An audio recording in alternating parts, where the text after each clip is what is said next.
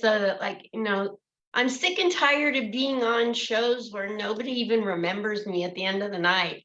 And Yeah. I'm going to find a way for people to remember me. Even if it's not my jokes, I will go there.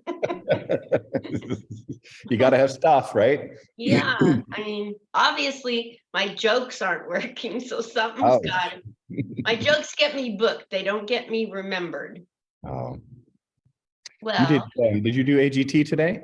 I did. I went and got in a quick little interview with the producer dude on there, and in front of like 10 people did my 90 seconds. It was fun. Was it awkward to do it that way? Nah, I've been on Zoom through the pandemic, so Yeah. I'm used to thinking in a box. Okay. Do you like Zoom for comedy? I like it more for the camaraderie and for the connections than for the comedy. It's harder to do. We do so much where we have to feel the energy off of the people, and that's missing from this element, but it does give you an opportunity to sharpen your other instincts. Yeah. Well, I was doing a joke about being from Portland, Oregon, and fortunately there was a girl in the room who was doing gymnastics as part of her tryout. And so I got to say, well, I'm sure you would understand my reference to Tanya Harding. So Yeah. it was kind of fun because I got to pull her into my joke. Sure, that's great. That makes it fun. We never know. Like in a couple days, if you don't hear from them, then that means you didn't go through. Sure, like every audition, they only call you when you win. Yeah, don't call us. Don't even try it. Yeah. Well, I'm gonna go back and you guys, Facebook people, I know you never watch when it's going on. I know you're a bunch of voyeurs. You like to come on like when it's dark, nobody can see you and all that. I get it. Okay, that's kind of people I attract. I get it. But we got somebody great here for you. Oh my gosh. Came on the other day and I hit record, and then my screen started flashing. So I was monkeying around with buttons, and evidently that unrecords you. So he came back. He's back like a bad penny. He's not going away. He said, yes, we will reenact the entire thing we did. We had some really good chemistry. Did we not, Ron? We absolutely did. Yeah, it was fabulous. It was my funnest interview yet. I'm sorry to disappoint all 1,005 of you. It was so fun. It was so fun. We were playing around and having a good time. Let me read you the intro, you guys, of Ron Lamprecht, my guest. You've seen him on Netflix, Lady Dynamite, Dance with Vanessa Hudgens, you jealous men out there, and Lily Rabe. Okay. Proof out this spring, meaning that will come out this spring. An Air Force veteran. Ooh, yeah. Father of 3, grandfather of 2.5. Now really 2 and 11.5 twelfths because the baby's due in February. Might be born already. Winner of literally none of the comedy contests he's ever entered. Owns a 2006 Chrysler, if that isn't a babe magnet. Divorced. Was homeless. Oh yeah, now we're really talking hot. He was homeless and for real, and it sucks. I know, because I was homeless. Asked David Spade to moon him, and he mimed it. I think that David Spade mimed mooning you. Is that correct? Correct. And makes a damn good old fashioned. Well, I don't know anybody that makes a better old fashioned than me. I'm so old fashioned. Let me tell you how old fashioned I am. So you make a great old fashioned, Ron. Welcome to Comic Spot. Yeah, thank you. I love an old fashioned. I love being here. Thank you for having me. Absolutely. And I love the New York skyline in the background. Sir, that's the Minnesota version of the New York skyline. Yep, beautiful downtown Minneapolis right behind me. Oh yeah, Minnesota. Got it. I'll show you the snow.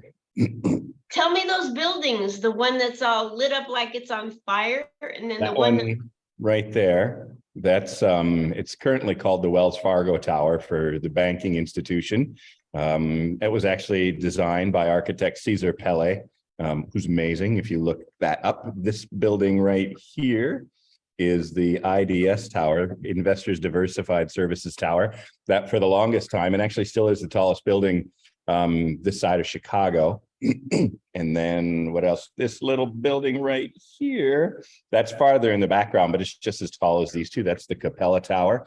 We've got some cool buildings. We don't have, Chicago, New York kind of skyline. I mean, those hover right around 60 stories, but it's a pretty gorgeous skyline. I love Minneapolis.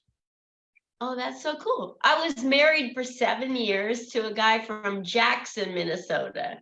Oh, I don't know where that is. Yeah, it's down by Iowa on Okay. the South Dakota border. I don't know, something like Okay. that. Gotcha. Gotcha. So I've been through Minnesota. I picked rock. You picked rock in Minnesota? Yeah.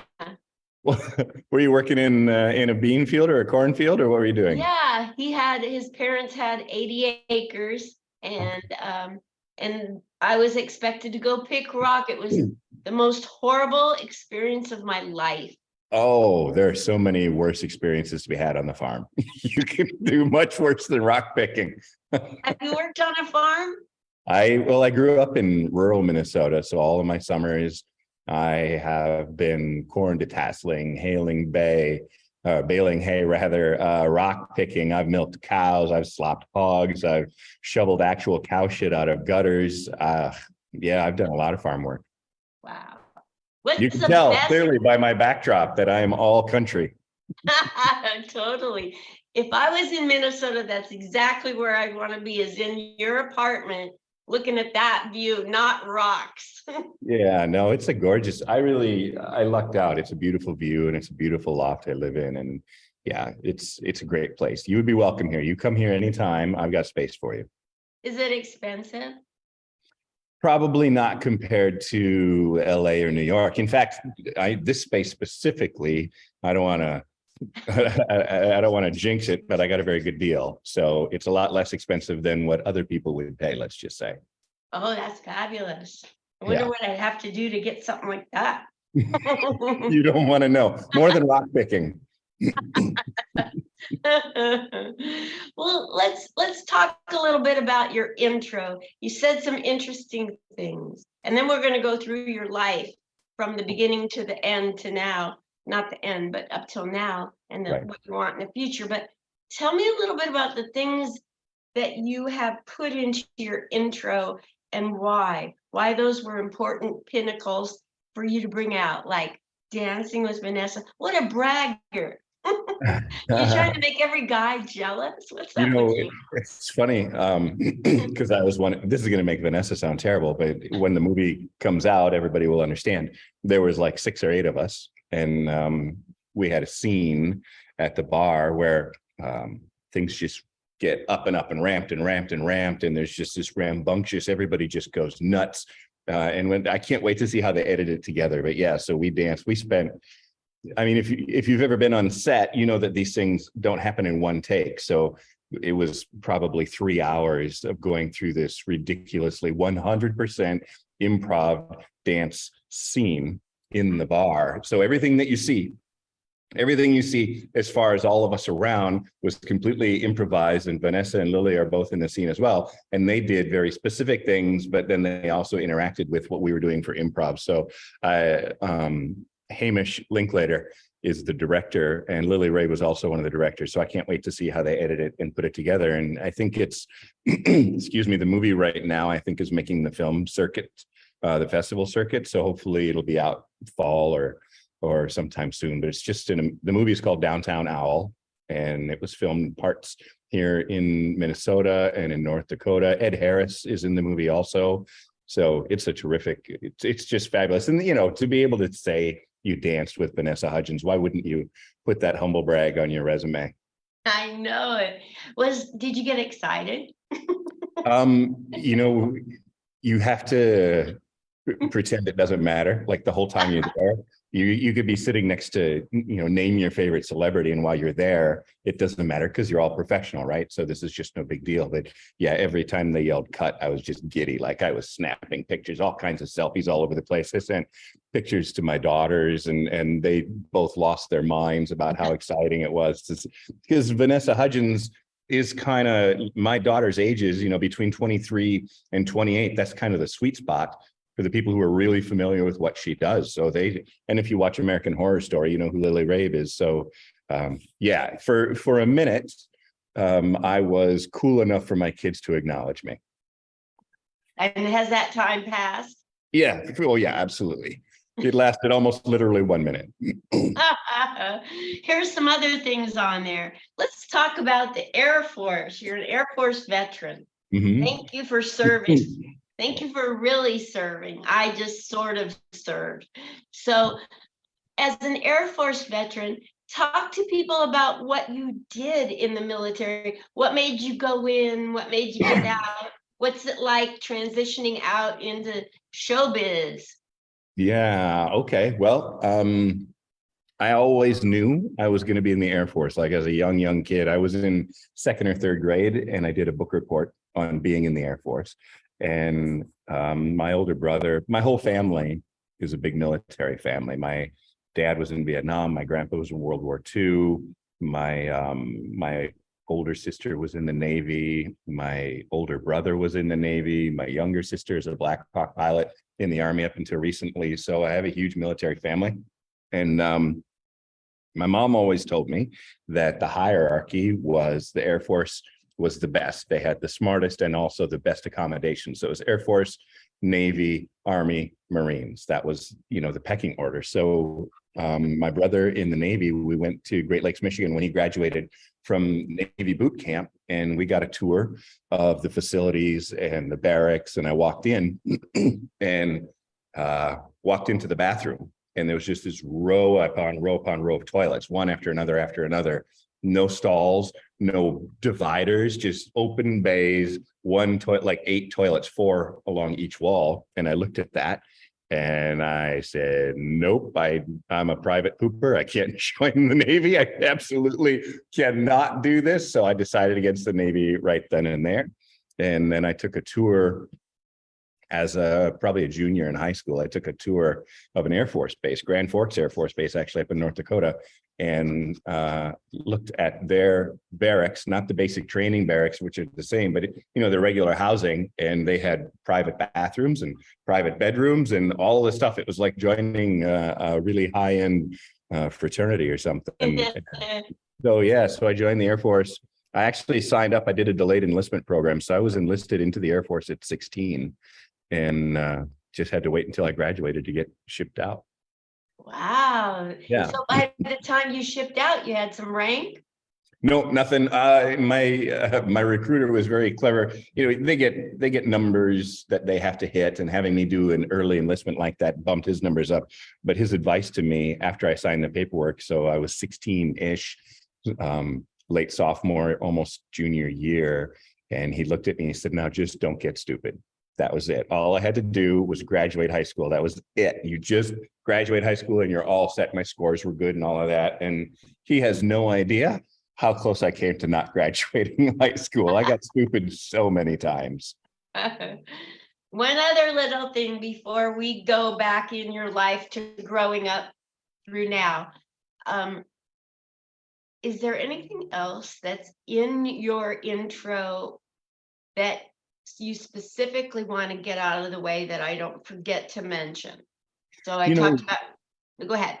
Yeah, no, I'm sorry. I think for purposes like this, there's nothing that's that important for me. When I go out on stage, or when an MC asks how I want to be introduced, there's only a couple of things that I want people to know. Is Air Force vet, and I'm from Minneapolis. The rest of the stuff, they read about it probably on a flyer or whatever, but the audition process, how hard it is to get roles in TV shows and movies and things like that.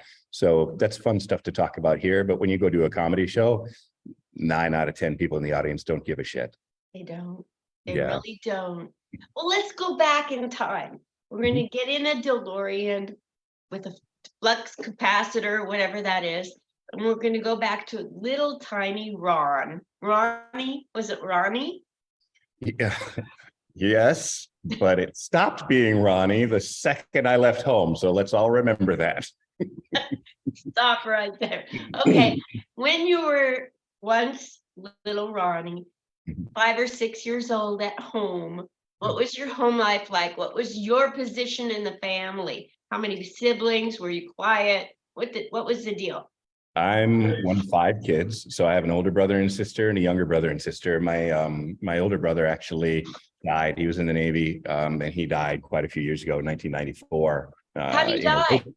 It was a road rage incident actually on the highway in Florida. He was stationed in San Diego, and his only rotation was to go to Antarctica back and forth. So he would go to McMurdo Station and then back to San Diego, and he would do that back and forth. But he had a temporary duty assignment to Jacksonville, Florida, and he was there. And the details are a little bit sketchy, but apparently him and a buddy were on the highway. They were driving, and someone cut him off. And I don't know if you're familiar with how boys are, but we're generally kind of a dumb lot. So their testosterone kicked in and it got confrontational. So both vehicles pulled over on the highway. And according to the police report, as soon as my brother stepped out of the car, the guy shot him. So that's how that ended. And I'm so sorry you lost your brother. yeah, thank you. It was a big turning point in our family. I was stationed in Alaska at the time, and my dad called me at 3 a.m. Alaska time, which was 6 a.m. Minnesota time, and let me know what happened. And then I flew home, and my family was in pretty much a lot of disarray. My younger brother and my younger sister and I kind of bonded over it, though. We got a lot closer together, just trying to help navigate my mom and dad through all of that. And then we got much closer. And then, through default, I became the oldest boy in the family. I have an older sister, but there's, different responsibilities fall on the different genders. So I was now the oldest boy, and I kind of ran with that mantle as best I could. So absolutely. Yeah. But my life growing up was good. I had, like I said, 5 kids. My grandparents were very close. My aunts and uncles were always around. We did holidays together. I was an obnoxious, kind of loudmouth smartass, but I loved telling jokes. I remember telling, back in the day, you used to tell a lot of Polish jokes. We would make fun of the Polish people. And so, especially in Minnesota, Germans making fun of Polish jokes. And I remember telling one, and I don't remember the whole gist of it, but ultimately the punchline ended up with somebody having really dirty underwear. And everybody at the table just laughed uproariously. And I remember that specifically. And I think that's where the seed really got planted. I was probably 8 or 9 years old, and that's when it landed. Absolutely. I remember when my parents were arguing, I was little, and I couldn't stand it when they argued. One time I took a bunch of marbles and I put them on my head, and then I don't know why, and I let them drop onto the hardwood floor, and then they stopped arguing, and I said, well, you're making me lose my marbles. That's fabulous. So I was destined to be a great comedy writer. Can't wait for that ship to come. Right. My jokes are still as corny as that. Yeah, you're a prop comic from birth. So let's get back to you. So you grow up in a family where you're right smack in the middle of 5, and you get catapulted up one after losing an older brother. And what happened through high school and college and into the military? Paint us a little quick synopsis of that, and then beyond. And you get to talk because I'm losing my voice. Okay, I'll try to drone on for you. Yes, please. I did some stuff with our church, the youth group. I used to really love to sing, and I had some very supportive youth directors who got excited about that. So they would put me into different programs. So singing and acting were a really big deal. I still love doing that. I'll still walk around singing horribly, gloriously off key, but I don't care. I sing like no one's listening. Same, right? it's for me, and it makes me happy. So I do that. So a lot of singing. I was in a high school production of Babes in Toyland. I went to go see the actual production of Babes in Toyland. My mom took me to go see that, and that was amazing. A real turning point, to have my mom recognize that this was something that I really enjoyed. So she took me, and we went to see that in Minneapolis. And we, I think it was my choir in high school, we went to go see Guys and Dolls. And Wow. yeah, so that was, again, just amazing watching these people commit to the roles, and then going backstage afterward and getting to talk with them. And I'm like 12 or 13 years old, and I had the playbill, and I had all these autographs. I asked everybody to autograph my playbill, and they were so gracious and so kind to me. And I, none of them, to my knowledge, ever really went on to do anything, but to me, they were just superstars watching that happen and how they did it. And it was so great. And I remember one of the characters, and I don't remember which one, but he ate celery all the time through the whole production. That was one of the traits of his character. And backstage, he talked about how much he hates celery, like just despised it, but he was required. And when he was singing, chunks of celery were flying out of his mouth and into the audience. So the nuances and the quirks of live performing, which, as a comic, we get to experience all the time too. So there was that. In the Air Force, I got to participate in some things. And then I got to work at a radio station. I used to listen to, a buddy of mine was on the radio up in Alaska, and I would call in and be silly. And one day he invited me to come in and be a part of the show. And I have, a personality, not a ton of personality, but some personality. And I have a pretty good voice. So they hired me almost on the spot to just do what's called a board operator. Back in the day, all the commercials had to play manually, and they were on what we would call carts, and they look like little 8-tracks. And you'd pop them in a cart machine, and you'd turn the knob up, and you'd push the buttons, and each cart would play 30 seconds, 1 minute, whatever, and you'd fill the commercial breaks that way. And my job was the overnight, so I would play the commercials, and at the top of every hour, I would just give the station ID, and that was it. And then they let me get an afternoon show on Fridays, and that turned into doing weather for ABC News up in Alaska. I was a weatherman based 100% on just having personality. Like, you need no real skills to go to the National Weather Service and have them hand you your entire forecast. All I had to do was stand on screen and improvise the information they gave me, and know how to work a green screen. That was it. Know the reverses and the silliness of that. And then I got hired by Fox and CBS News, where I was the education military correspondent for CBS News in Alaska, which was kind of cool. What does that entail? Well, because I was also at that time, I was in the Air Force and just about to transition to the Air National Guard. So I had contacts on base. I could get in and out of base easily, where I didn't have to go through all the hoops and hurdles that the normal media had to go through, because I was already on base, and I had the credentials that could get me in and out. So I could scoop a lot of people when things were happening. And my contacts were friends of mine who were also commanders and, in positions of authority. So I could get insider stuff. So I did that for a while. And then I decided it was time to leave Alaska. I got divorced and decided it was time to leave Alaska. And I thought I would try my hand in TV here in Minneapolis. And that's when I realized in Alaska, I was a big fish in a small pond. And when I got here, I was more of a minnow in the ocean. So such a deep talent base all around, so it didn't work out, and I'm fine with that. I started doing comedy more actively, more aggressively. And as they say, here we are. Talk to me about the very first time you grabbed a microphone to tell jokes on stage. Yeah. I worked for my friend worked for a radio station called Wolf 98, KWLF radio in Fairbanks, Alaska. And I'm pretty sure it doesn't exist anymore, but they would do essentially an open mic night at one of the hotels called the Kobuk Lounge. So the Kobuk room was the room where we would do stand up. And and I'm not proud of this at all, but I was woefully unprepared. So I basically just ripped off Richard Jeni. I took 3 or 4 of his best bits. And of course, I mean, it was Richard Jeni. And so they crushed, and the audience thought I was brilliant. And what happened then, of course, was I dug myself a hole. Like, wow, I came out with absolute A material my very first time out.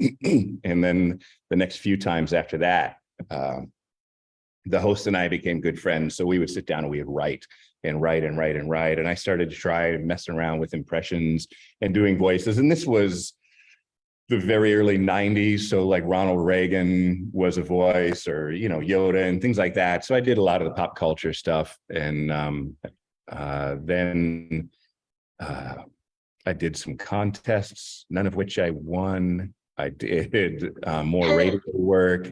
I opened up an advertising agency up there, which really transitioned me into more of the things that I enjoyed with the acting and the writing and the commercials and things like that, and shooting and directing. I had a nice contract with the University of Alaska where I did all of their commercials and things like that. And we landed some fun accounts and did some fun things. And that's where I really recognize, as much as I love doing comedy, that it could be a conduit to doing acting, which I enjoy more.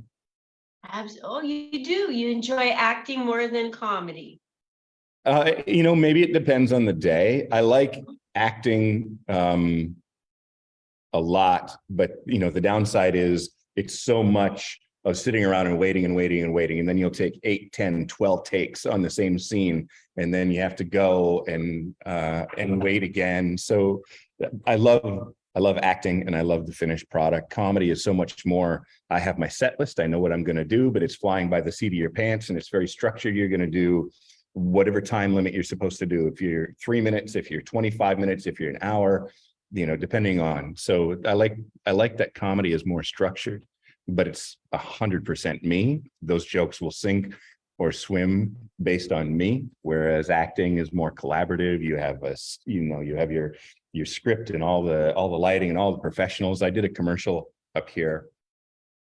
It's probably about 5 years ago. And it really painted the picture of the hierarchy on the set. I walked in and I was about 10 minutes early for my call time. I walked in and somebody yelled, "Oh, good, the talent is here." And then they all rolled their eyes, and I looked around the room, and it was all the other players in the commercial, right? The directors and lights and makeup and everybody that's involved with it, sound. And I recognized pretty quickly that I was the least talented person. In my job was to just read what was scrolling on the screen, and all these other people. And they're very kind, but yeah, it reminded you that, you know, when you see George Clooney do something, there's no question George Clooney is an amazing talent, but there's so many people behind the scenes working so hard without any real recognition to make sure you love George Clooney. Wow. I get it. Wow.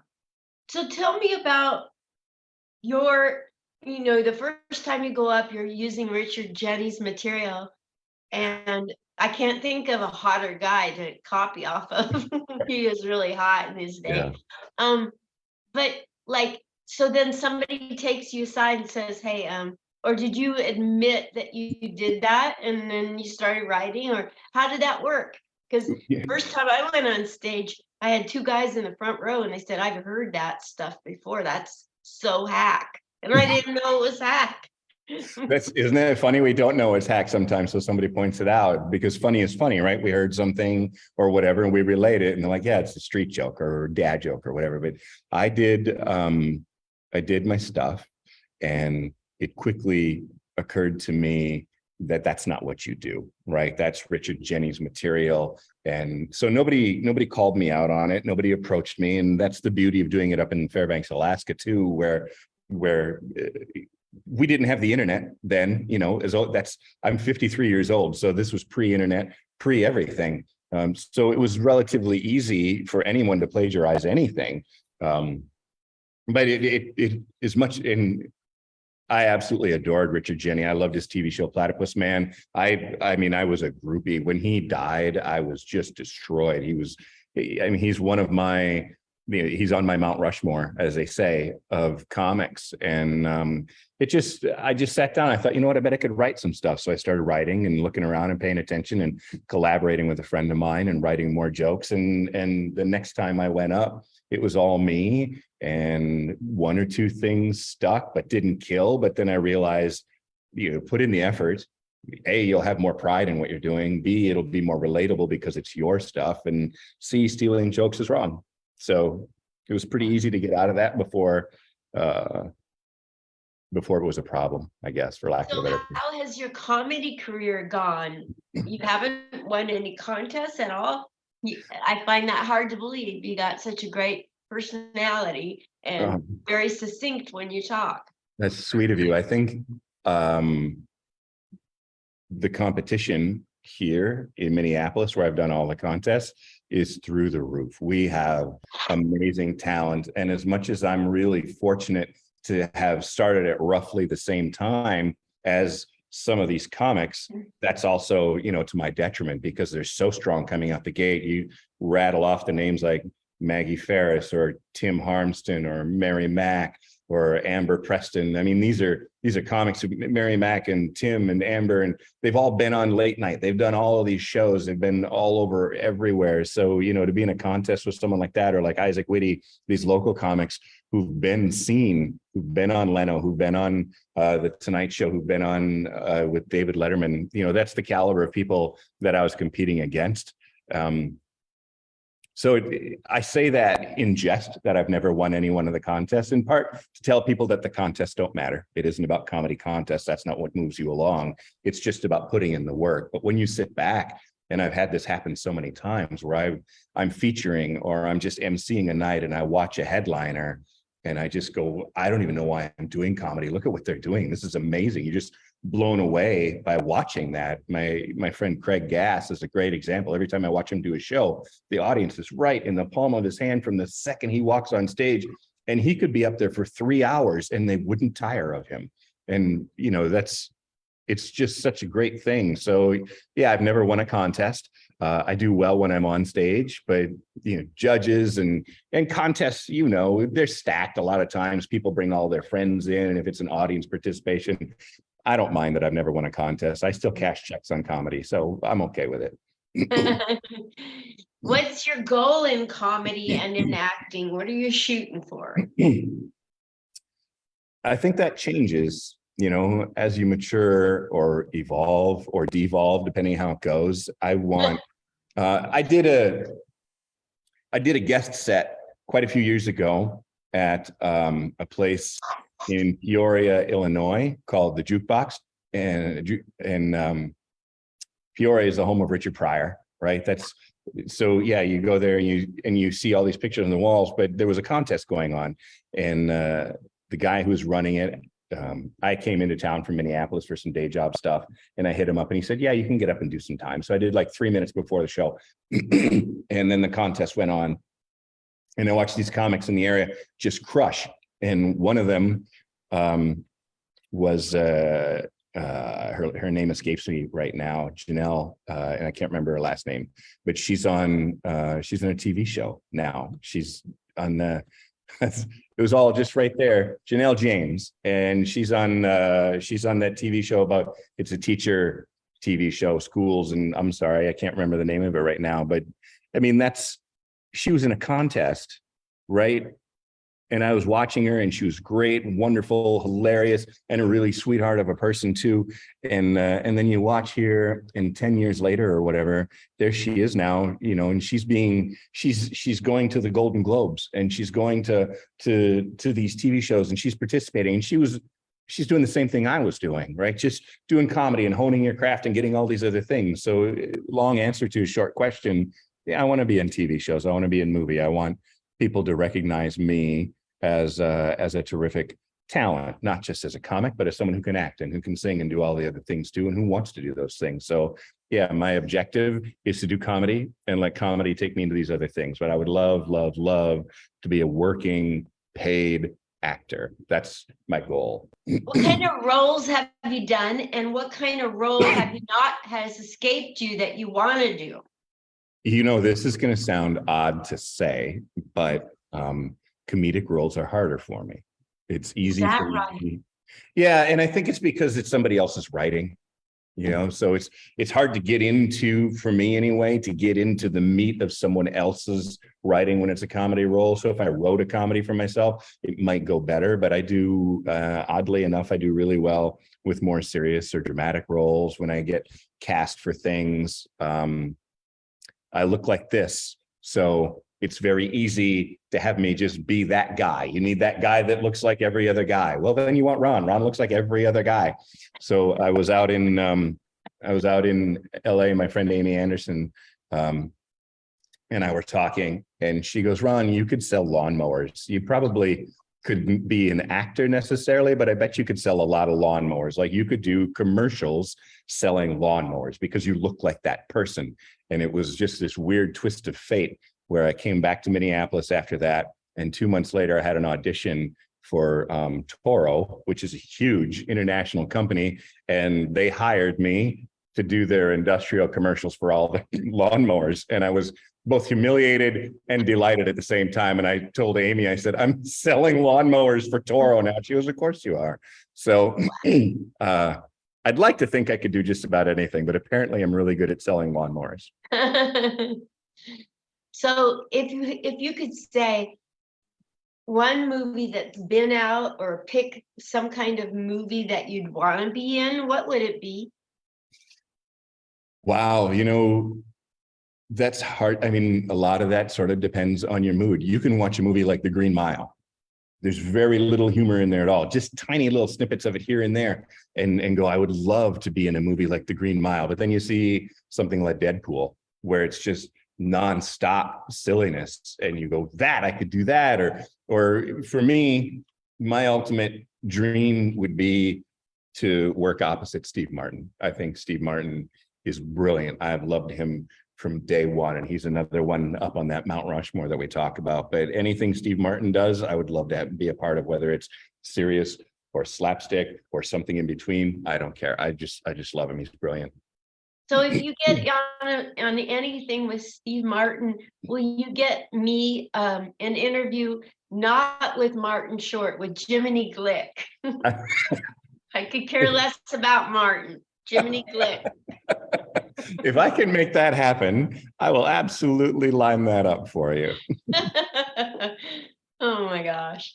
So yeah, let's get off to comedians, female and male. Who are your favorites, living or dead? Most people like them dead.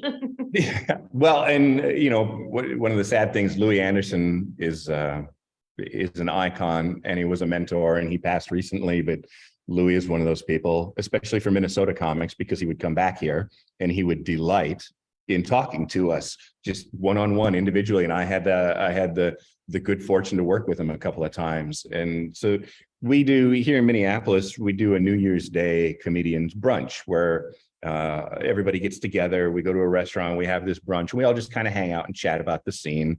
And a couple of different times, Louis would show up because he used to do a New Year's Eve show here in one of our southern suburbs. And he would show up. And one time I remember there was probably 30 of us, 35 of us there. And Louis comes in and he talked and took a picture with every single person. And he didn't just go, okay, next. Like, he talked and he spent time with us and got to know us really well. And then on the way out the door, unbeknownst to any of us, he paid for brunch for the entire group. He's like, on me. So when we went up to settle our bill, they're like, oh no, Louis took care of it.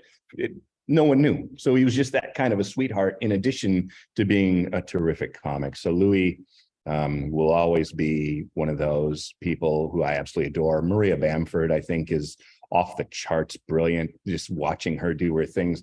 Kathy Ladman was the first comic I featured for, and she couldn't have been sweeter in between shows. Just an absolute wonderful person. And I still talk with her.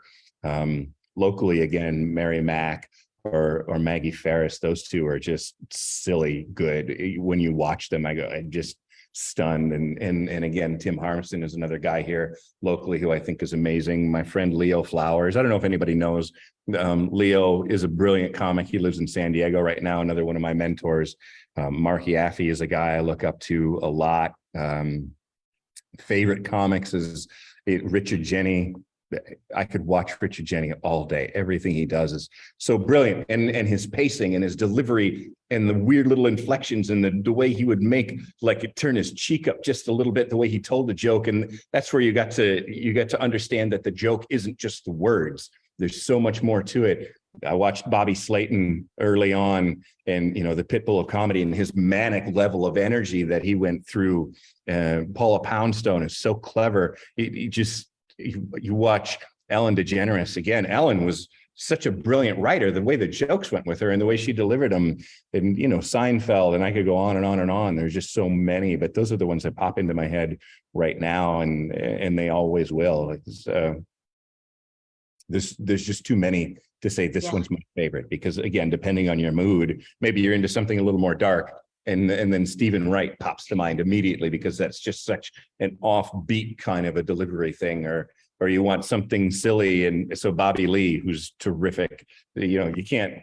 Kira Seltanovich is her level. Kira to me is sort of like I mean this respectfully, but she's like a female Bobby Slayton. It's just up. It's all of this energy all the time. Go, go, go, go, go. And Kira is a friend of mine, and I've talked with her. She put me on the stage at the Hollywood Improv. She brought me in on a show, and I got to meet Byron Bowers and Karen Kilgariff and just an amazing lineup of people. And you just sit back and go, this is what I want. This is where I want to be. So yeah, I couldn't tell you one favorite. I'm sorry, I rambled with that answer. So you get to be in my game that I'm going to give out right now. You get to pick what late night show you want to be on. What is the kind of late night show you want to be on, without saying, like, would you want it to be for young people, for older, for a mixed crowd? Do you want it to be national, worldwide? Do you want it just to be like, I don't want to pin you in and get you in trouble with a network you're not choosing, but like, tell me an atmosphere on television that you would love to explore. Would it be daytime warming up a crowd, or late night doing a guest spot, or hosting a late night, hosting a game show? Do you have any aspirations like that? I used to think it would be so much fun to be the warm-up comic for like daytime TV, where you're out there and you're just keeping the audience warm and talking with them and chatting. But I've talked to a couple of people who do that, and it doesn't sound nearly as interesting as I thought. I think I don't do political jokes well, so it wouldn't be a smart audience per se. It wouldn't be that political savvy audience. There are people who do that so much better than I can, so that wouldn't necessarily be my thing. But young-ish, like Letterman used to be the show, right? If you got on Letterman, that was it. And Johnny Carson was before that. So both of those are gone. So I mean, the talk show, the TV, the late night TV theater is so full now. There's so many different shows that you could get on and do. Graham Norton, I love Graham Norton, but he doesn't have you do a performance. But that's, to me, just the way he does it. He has them sitting there and they tell stories, and that's so much fun. But I mean, if I was picking, if they're listening, I think, anything that Conan O'Brien was a part of, that's the audience I'd like to be a part of. I think they're smart enough. They're also silly. They're well-rounded. Just anything Conan's got a handprint on, I'd love to be involved with. That's super cool. Have you ever seen him perform his stand-up? No, I wish I had. I wish I'd have taken some more. And I know he still does some stuff, and I'd like to catch up on that. I've spent a lot of time on the highways now, so I listen to his podcast, Conan O'Brien Needs a Friend, and it's such a terrific podcast. He seems like he's such a down-to-earth and really, really nice guy, and that comes across, when you hear him. So, absolutely. Well, what would you like to say to people who are coming up in the comedy business long after you? Because you've been in it before 2000, right? Yeah, absolutely. What year did you start, did you say?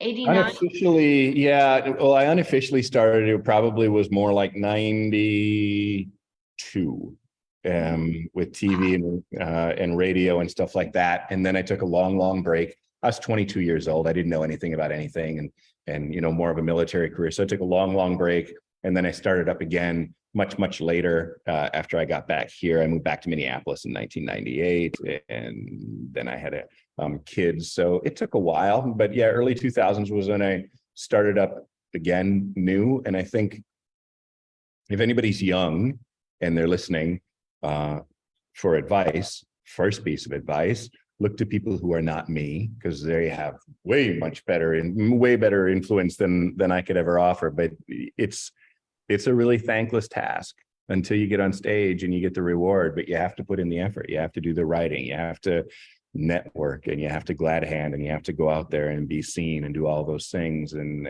you have to be good to each other. You know, that's the thing, is be good to each other. There are a lot of comics out there, and there isn't one that pops into my head, but there are comics out there who are only just funny, but they're also terrific people. So they get these opportunities and they keep working and working and working, and that's good, right? You have comics who are absolutely brilliant and they're asshats, and they get work, but they're regarded as asshats. I have good friends of mine like Dwayne Gill. Dwayne is a terrific talent. He's a retired Michigan State trooper. And he was one of the first guys, him and Mark Yaffe, who took me aside, and they were like, take care of the features, take care of the opening act, buy them dinner, treat them with respect, because they're coming up. And at some point, you're going to want to reach out to those people and say, hey, I'm coming through your town. Are there any stages, or can you help me out? And it's, you know, it's all about collaborating. So if you're going to take anything away from what I said, it's be good to each other. Just remember, when you're on stage, you're an assassin, but when you're off stage, be good to each other. Amen. That's so important. There's so little of that going on. There's so much competition, you know, and like giving people bad advice or trying to get under each other's skin, or saying stuff that isn't true about others, you know, like stop with the nonsense. Right. Yeah, just be good to each other. What? Just be good to each other. I mean, ultimately, that's what it is for everything. Yes, indeed. So, where would you like people to follow you, and what do you have coming up? I know we tried to tape this and it didn't tape. So you had sent me a list of things where the upcoming shows. So if that still stands, I'll post it here. But verbally, tell people where to follow you and where to come see you perform, anything you want to say. Yeah, thank you. I do most of my social media on Instagram now. Facebook is more of a thing where I just peek in once in a while and go, oh, it's still a cesspool, and then I leave. You know, everything I post on Instagram also cross posts to Facebook. So you'll see all of my stories there anyway. But Instagram is where I pay the most attention. So I would love it if people followed me there. I don't do TikTok yet. My youngest daughter would love me to be doing some silly things with her, and we're working on that. I gave up on Twitter. Again, I think that was just another cesspool I didn't want anything to do with.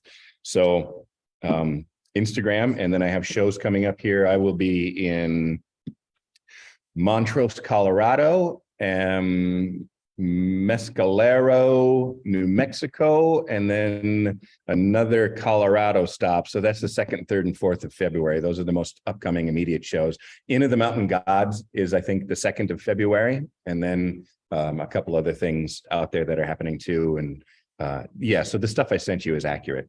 Okay, I'll repost that. Thank you. I mean, I'll post it because I never really did post it to begin with, but what you sent me, I'll share. I appreciate that. Absolutely. Now that you're a graduate, a full-fledged graduate of Comic Spot, like as is Sinbad, you're on the same level as Sinbad in my book. We're Sinbad. Anytime you want to come back on and promote anything, or come back on with another comedian and just banter, promote a different show, whatever you want to do, you're welcome to come back. That's very sweet of you. Thank you so much. I had a terrific time, and I appreciate it's funny that you would say Sinbad because he's also an Air Force vet. So Sinbad and I have that in common. Yes. Have you ever gone and watched him, or has he ever come through in wherever you've been?